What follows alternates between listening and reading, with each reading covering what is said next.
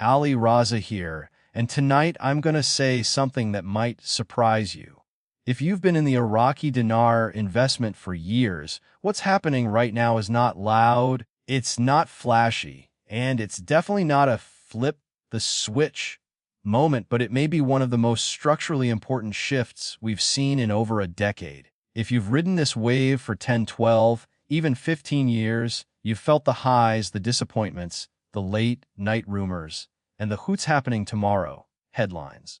That kind of emotional roller coaster can exhaust anyone.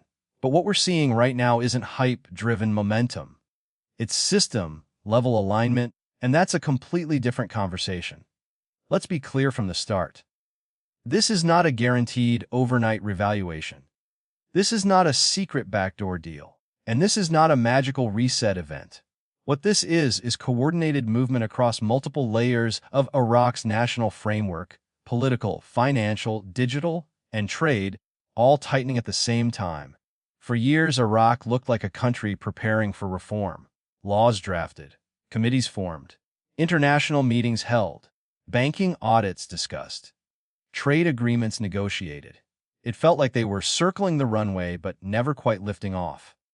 Now, the difference is coordination. Instead of isolated reforms, we're seeing synchronization. Politically, leadership transitions have occurred without major destabilization. International oversight structures have stepped back, signaling increased sovereignty. Iraq is engaging global institutions not as a supervised state, but as a developing partner. That shift changes perception, and perception matters in global finance. At the same time, customs enforcement and trade compliance have tightened significantly. Digital customs declarations are active. Non-oil revenues are climbing. Ports and transit corridors are nearing operational capacity. When a country strengthens customs systems and increases non-oil income streams, that supports fiscal discipline. And fiscal discipline is the backbone of currency credibility. For too long, Iraq's economy leaned almost entirely on oil. That kind of dependency makes exchange rate stability fragile. Now we're seeing growth in gas capture projects, industrial processing, transit infrastructure, and taxation systems. Turning raw materials into high-value exports isn't just economic growth, it's structural diversification. Then there's digital transformation. Electronic payments are expanding rapidly. Financial messaging systems are being upgraded to international standards. Banking transactions are becoming more transparent and compliant. Illegal parallel market channels are facing increasing pressure as authorities push transactions into official frameworks. That's not disorder. That's consolidation. The banking reform is another major pillar. State banks are restructuring. International auditing firms are involved. Regulatory frameworks are being strengthened to align with global capital standards. Before any currency reflects stronger valuation, that the banking system behind it must inspire confidence. That credibility is built slowly, methodically, and that process is clearly underway. Coordination between Baghdad and the Kurdistan region is also moving forward in practical terms. Revenue transfers, budget discussions, and financial cooperation are showing more structure than in previous years. A unified fiscal system is essential for any long-term monetary stability. Fragmentation weakens currency strategy. Cooperation strengthens it. Now zoom out and look at the broader international landscape. Engagement with global financial institutions continues. Development frameworks stretch decades into the future. These organizations don't deepen partnerships in unstable environments. Long-term alignment signals measured confidence. Here's the key distinction. Execution does not equal immediacy. Execution means the structural conditions required for sustainable reform are increasingly visible. It means systems are aligning behind the scenes rather than headlines leading the narrative.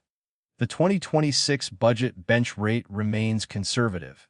Inflation is controlled. Foreign reserves remain solid. Nothing reckless is happening.